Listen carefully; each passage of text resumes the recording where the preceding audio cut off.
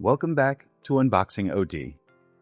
I'm Kenneth Pearson, and today's conversation is close to my heart. It's not a how-to episode. It's not a summary of tools or techniques. It's an invitation to take a step back and look at the whole picture of organizational life.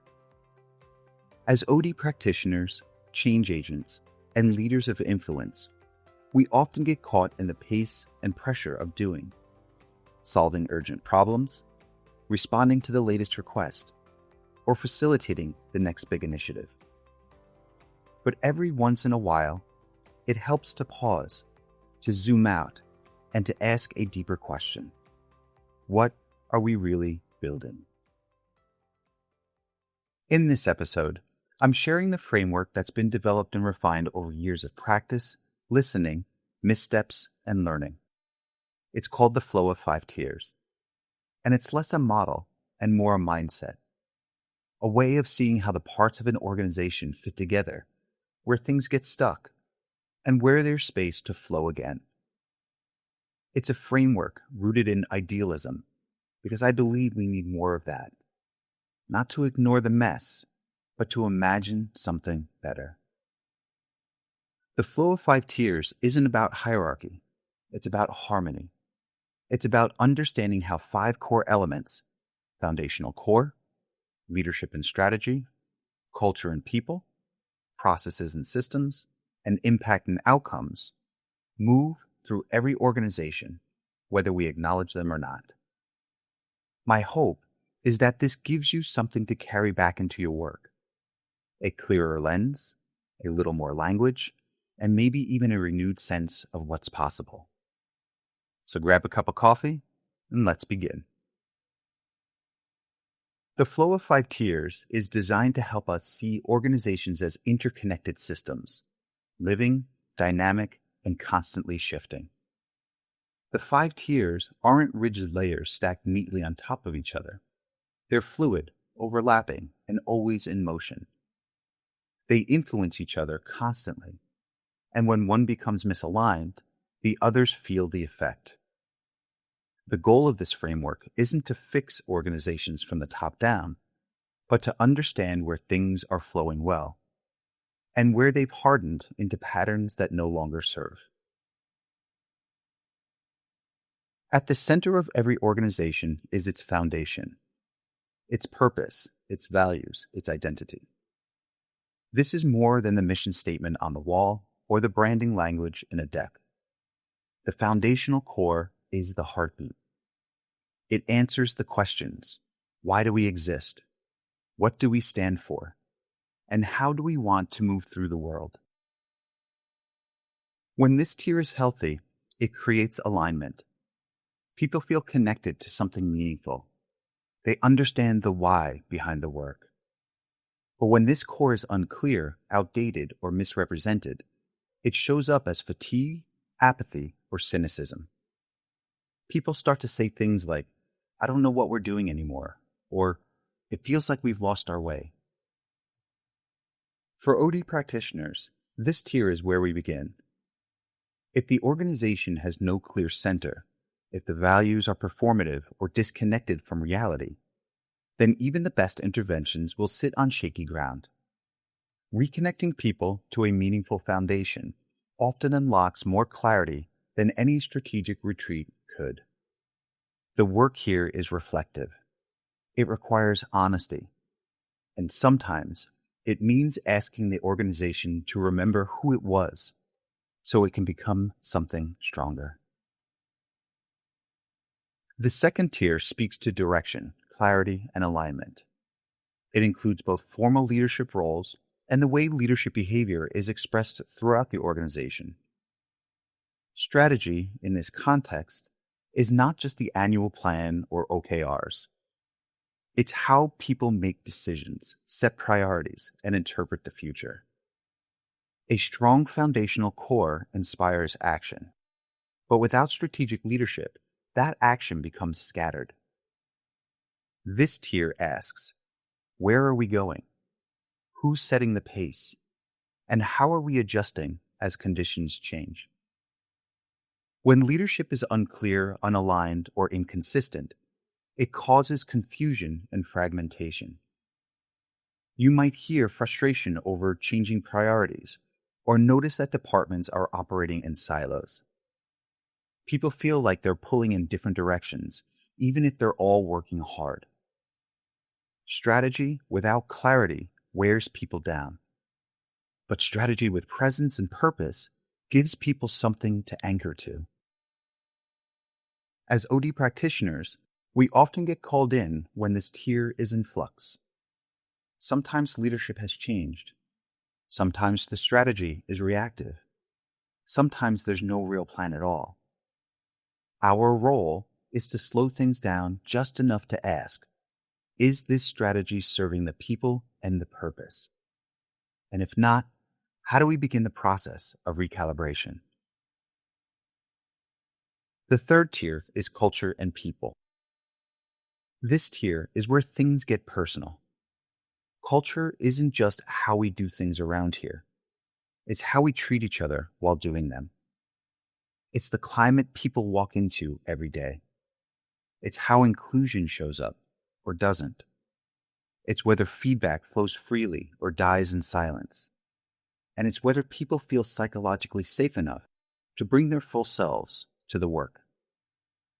When culture and people are strong, you feel it. There's trust, there's joy, there's collaboration. When it's strained, people start protecting themselves. They pull back, innovation slows, communication becomes cautious or guarded. Often, we see this tier suffering because the tiers beneath it are misaligned. Perhaps strategy has changed too fast. The foundational core feels hollow. Systems aren't supporting the humans who use them. In OD work, this tier is where a lot of the visible work happens: team development, leadership coaching, and listening sessions. But to truly shift culture, we have to be willing to look beneath the surface. We have to see the system that culture is responding to, because culture is never the root cause. It's the mirror. The fourth tier is processes and systems. Processes and systems are the structures that either support or sabotage everything else. They're often invisible until they break. They show up in workflows, decision rights, onboarding experiences, performance reviews, and communication tools. When they're clear, consistent, and aligned with purpose, they reduce friction. They give people the tools and information they need to move. But when systems are outdated, overly complex, or misaligned, they create frustration. Employees spend more time working around the system than working within it. Leaders make assumptions based on broken metrics. People lose trust, not because of the work itself, but because the pathway to that work is unclear or inefficient. OD practitioners don't always get invited into this tier, but we should. Because every culture issue has a system component. Every strategic goal has a process implication. We need to be able to speak operational language. We need to understand how policy, technology, and structure either reinforce or erode the change we're trying to create. This is where the philosophical meets the practical, and where good intentions meet real-world outcomes. Finally, we arrive at the fifth tier: impact and outcomes.